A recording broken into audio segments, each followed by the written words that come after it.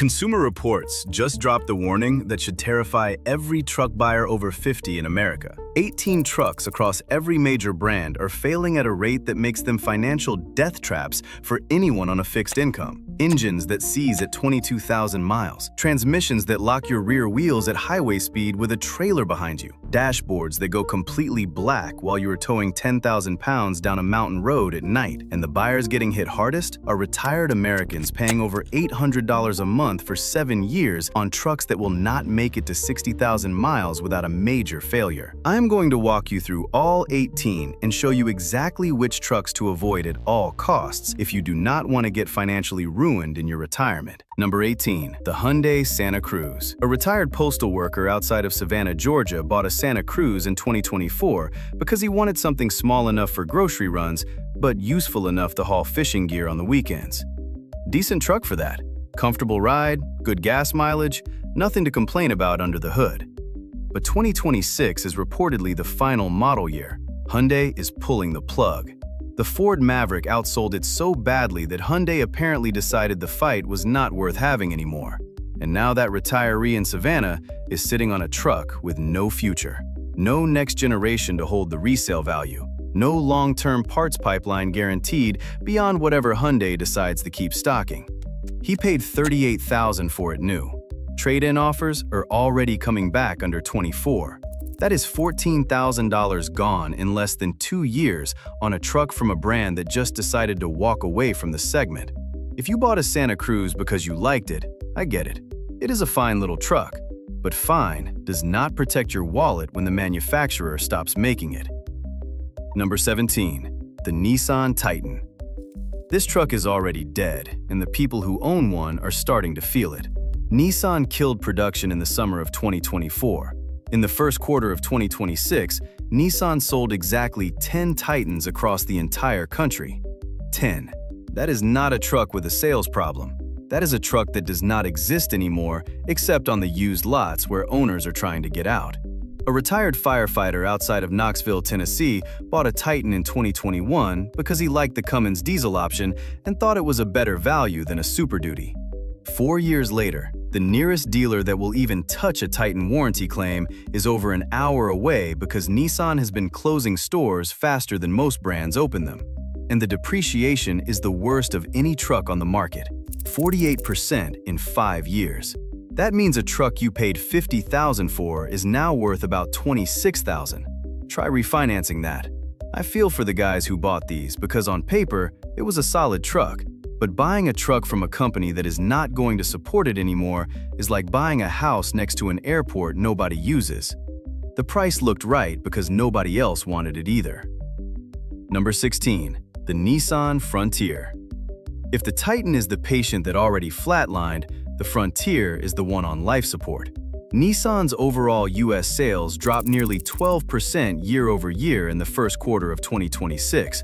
And a Nissan executive reportedly told media the company had 12 to 14 months to survive.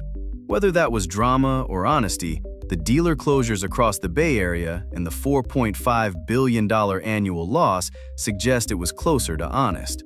But the real problem with the Frontier is the 9-speed Jatco automatic transmission in the 2020 and 2021 models. Owners reported hesitation, clunking on downshifts, and unpredictable gear changes that made highway merging feel like a coin flip. A federal class action covering roughly 100,000 trucks is working through the courts right now. A retired contractor outside of Little Rock, Arkansas, brought his Frontier in 3 times for the same shifting issue. Dealer said it was normal. Consumer Reports does not call it normal. And the guy who spent $39,000 on what was supposed to be a reliable work truck is now driving a vehicle he does not trust to merge onto the interstate. That is not a truck problem. That is a safety problem. Number 15. The Honda Ridgeline. And before the Honda loyalists come from me, hear me out. Nobody is arguing the Ridgeline is a bad vehicle. It is smooth, comfortable, well-built, and the in-bed trunk is genuinely clever. But it is not a truck. Not where it counts.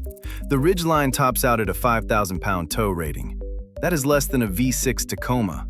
A retired rancher outside of Bend, Oregon bought one because his wife drove a CR-V and he trusted Honda engineering.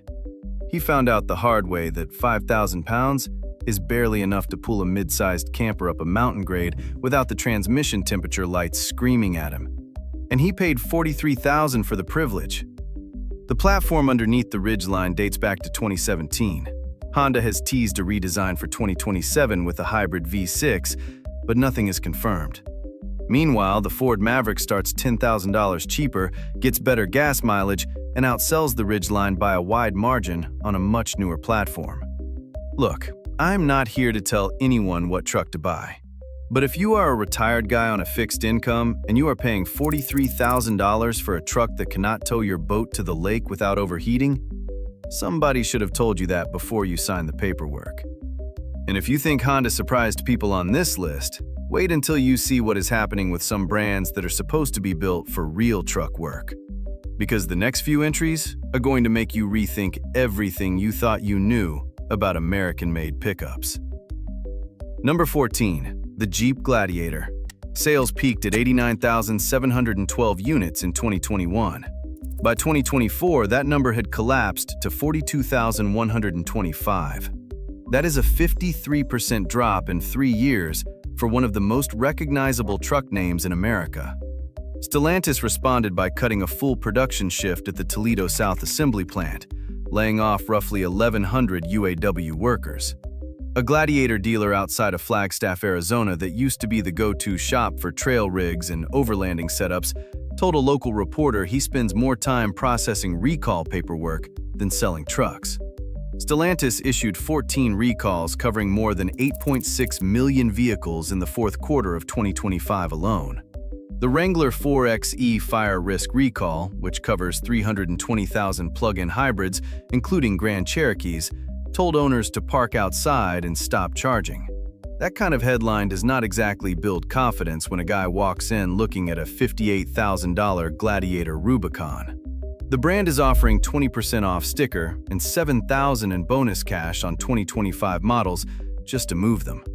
Honestly, when a manufacturer has to discount a truck that hard just to get it off the lot, that is not a sale. That is a confession. Number 13. The Chevrolet Colorado. Consumer Reports ranked it the least reliable mid-sized truck you can buy right now. Electronics issues, powertrain concerns, and a reliability score that makes the old S10 look like a Swiss watch.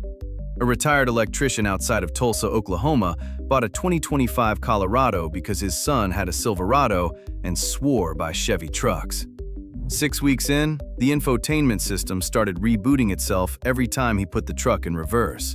The dealer told him it was a software update issue, and they were waiting on a fix. He is still waiting. Meanwhile, he is making $482 a month in payments on a truck that cannot reliably show him the backup camera. For a guy who spent 35 years wiring buildings to code, paying $41,000 for a truck that cannot keep its own electronics running is a special kind of insult. Number 12. The GMC Canyon. Same platform as the Colorado. Same problems, but with a luxury tax on top. The Canyon AT4X pushes past $55,000, and it shares every single electronic and powertrain component with the Colorado that Consumer Reports just flagged. A retired high school principal in western Montana bought the AT4X because the dealer told him it was the premium version of the Colorado with better everything. Better leather, sure. Better off-road suspension, absolutely. Better electronics reliability? Not even close. Same infotainment glitches. Same powertrain software hiccups. He paid $16,000 more than the Colorado for the same headaches wrapped in nicer upholstery. That is like paying first class on a flight that still crashes. Number 11. The Ford Ranger. And this is the one that involves a brand most Americans would never expect to see on a tariff warning list. The Ranger is built in Hermosillo, Mexico. It shares a platform with the Volkswagen Amarok, which VW sells across Europe, Australia, and South America on the same Ford architecture. But here in the United States, the Ranger sits directly in the crosshairs of the 25% tariff on Mexican vehicle imports. A Ford dealer outside of Raleigh, North Carolina, told a trade publication that Ranger inventory has been unpredictable since mid-2025, and sticker prices have crept up without any corresponding improvement to the truck itself. A retired police sergeant who had been waiting on a Ranger order since March showed up to the dealership and found out his out-the-door price had jumped $4,000 between the time he ordered and the time the truck arrived. Nobody called him. Nobody warned him. He found out when they handed him the updated finance paperwork. And that $4,000 came straight from the tariff, not from any feature he asked for. Number 10. The Ford Maverick.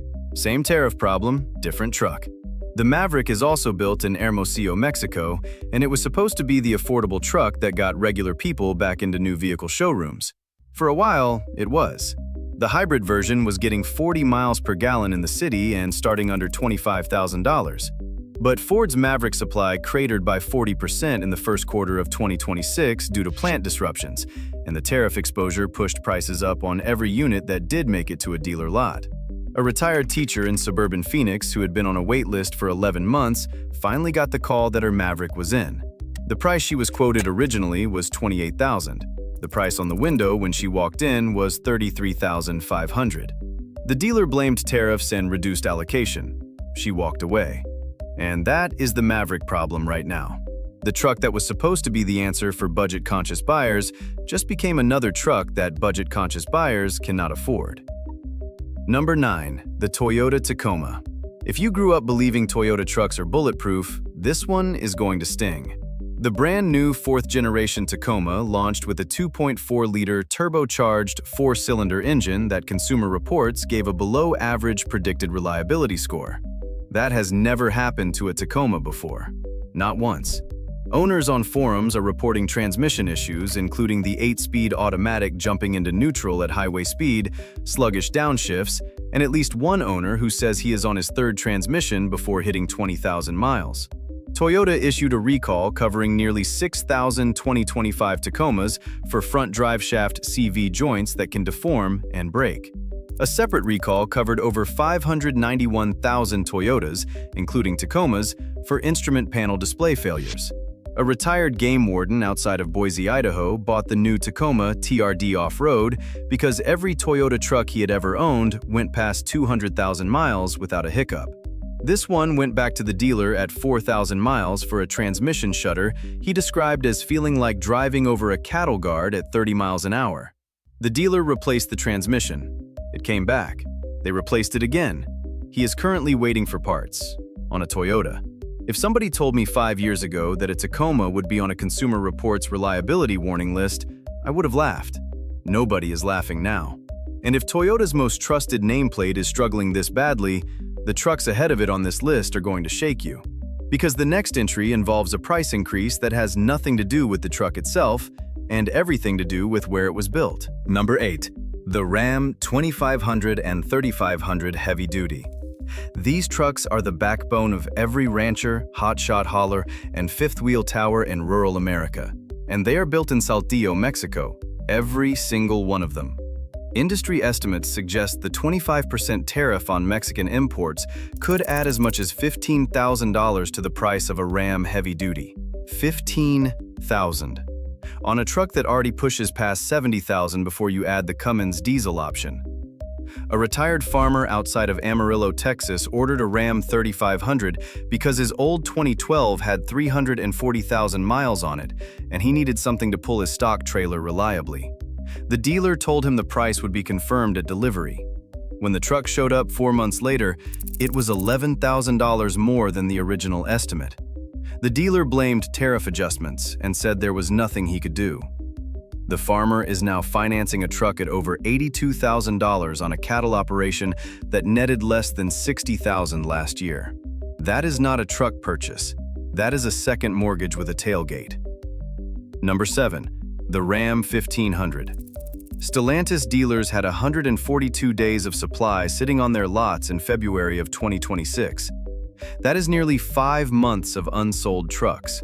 The industry average is 79 days. Toyota's is 47. And the depreciation tells the rest of the story. The Ram 1500 loses 42.8% of its value in 5 years. That means a guy who pays $60,000 for a Ram today will be looking at a trade-in value around $34,000 by 2031. Meanwhile, Stellantis' U.S. market share has been cut roughly in half, falling from around 12.5% to 7.6%. They are now the sixth largest automaker in America, behind Honda. A Ram dealer outside of Memphis, Tennessee, has 2024 models still sitting on his overflow lot next to 2025s that are not moving either. He told a trade reporter he is losing money on every Ram he sells at current incentive levels. And the customers walking in? Retired guys on fixed incomes who see the big rebate signs and think they are getting a deal. They are not getting a deal. They are buying a truck that will lose $25,000 in value before they finish paying for it. That is not saving money. That is watching it evaporate. And if you think Ram has it bad, wait until you see what happened to America's best-selling truck. Because number one on this list is a name every single person watching this video has trusted at some point in their life. Number 6, the Toyota Tundra. And this is the one I genuinely did not expect. Consumer Reports drops the Tundra to the bottom of its full-size truck reliability rankings. The bottom. A truck that spent years as the default recommendation for anyone who wanted a full-size pickup that would not give them problems, just got flagged for in-car electronics failures across the camera system, the audio system, the GPS, and the phone integration.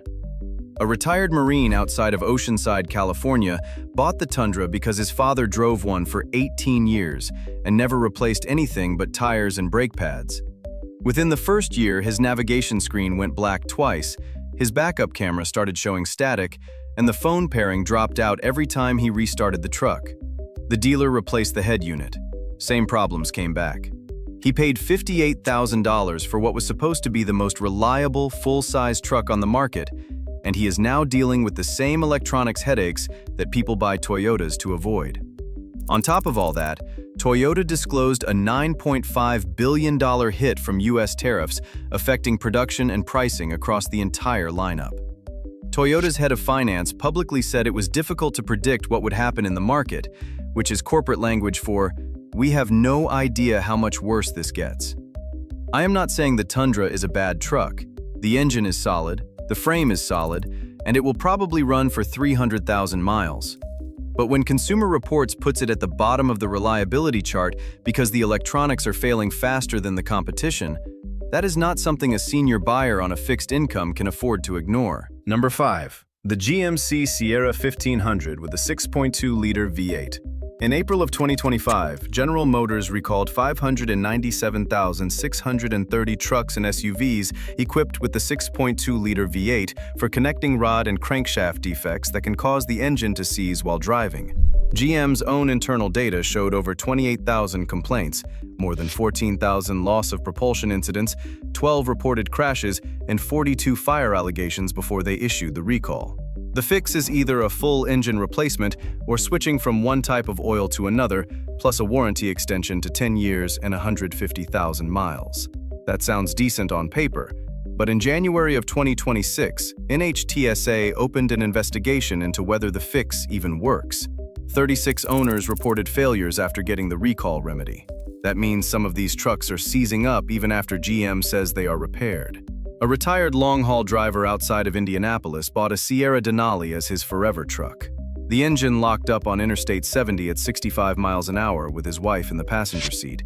He had 22,000 miles on it. The dealer replaced the engine under warranty. It took 7 weeks. He spent those 7 weeks driving a rental sedan because the loaner program ran out of trucks.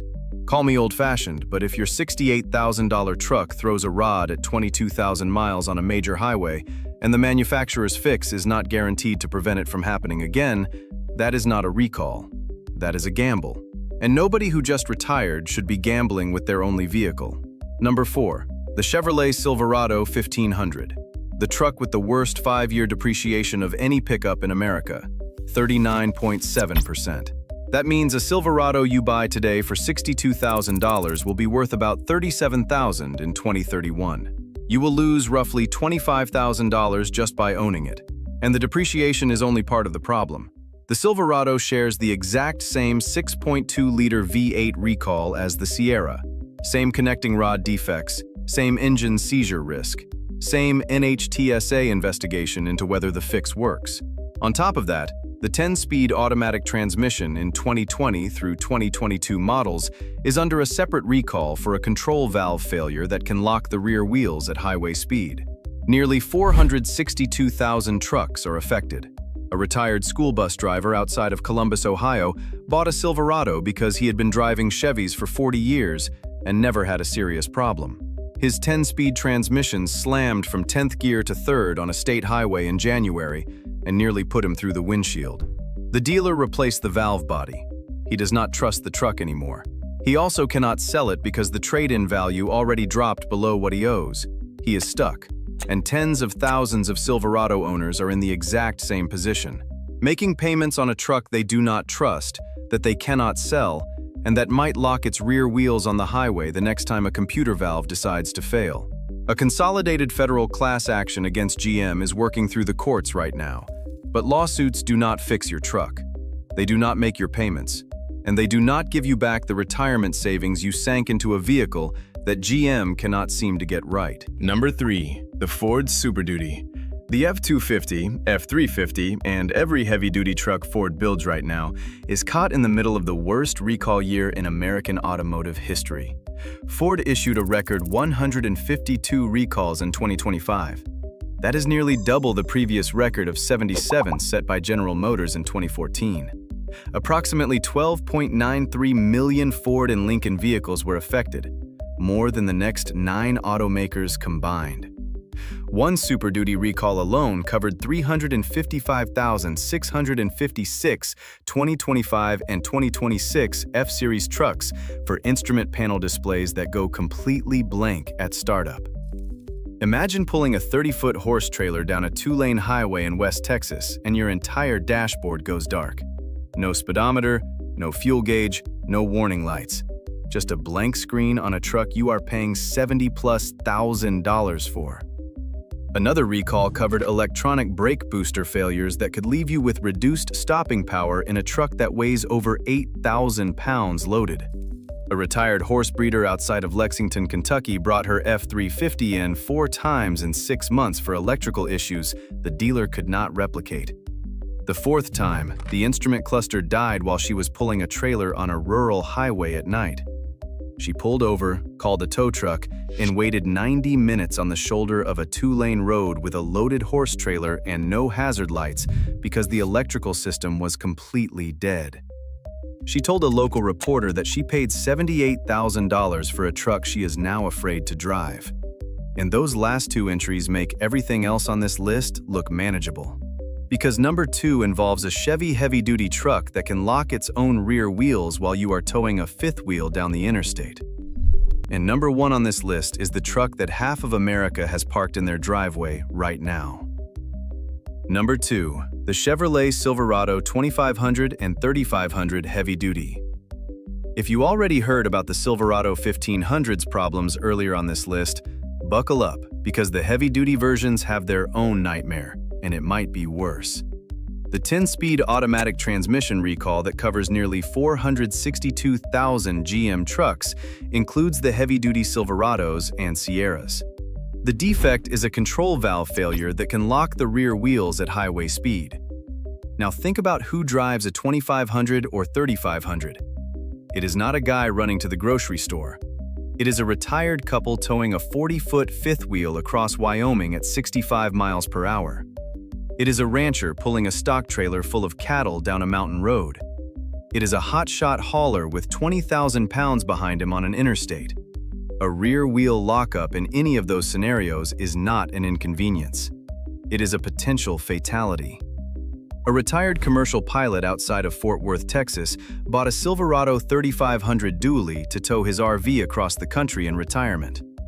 On his 3rd trip, the transmission slammed gears while he was pulling onto Interstate 20 with a loaded camper behind him. The truck jerked, the trailer swayed, and he nearly jackknifed into a concrete barrier. The dealer replaced the valve body and told him the issue was resolved. He does not believe them. Independent transmission specialists have publicly questioned whether GM's fix is adequate, and the complaints keep coming even on trucks that already received the recall repair. On top of the transmission, GM quietly ended its Allison transmission branding partnership on the Silverado HD at the end of 2025. The Allison name was the one thing that gave heavy-duty Chevy buyers confidence that the drivetrain was commercial grade. Now that badge is gone, and the transmission underneath it is the same one locking rear wheels on highways. Add the tariff exposure from the fact that roughly 31% of all Silverados are built in Silao, Mexico, and you have a heavy-duty truck that is getting more expensive, less reliable, and harder to trust every single month. For a retired guy who needs a truck that can safely tow 10,000 pounds, that is not a buying decision anymore. That is a bet with his life. Number 1. The Ford F-150. America's best-selling vehicle for over 4 decades. The truck that built the Blue Oval. The backbone of every construction site, every farm, and every suburban driveway in this country. And right now, it is the most recalled truck in American automotive history, sitting at the center of a financial trap that is draining retirement accounts from coast to coast. Ford issued a record 152 recalls in 2025 alone. That is nearly double the previous record of 77 set by General Motors in 2014. Approximately 12.93 million Ford and Lincoln vehicles were affected, more than the next 9 automakers combined. One F-150 recall covered up to 1.39 million trucks from 2015 through 2017 for an unexpected downshift into second gear while driving. Imagine cruising at 55 miles an hour in a truck that weighs 5,000 pounds and the transmission suddenly drops 2 gears without warning.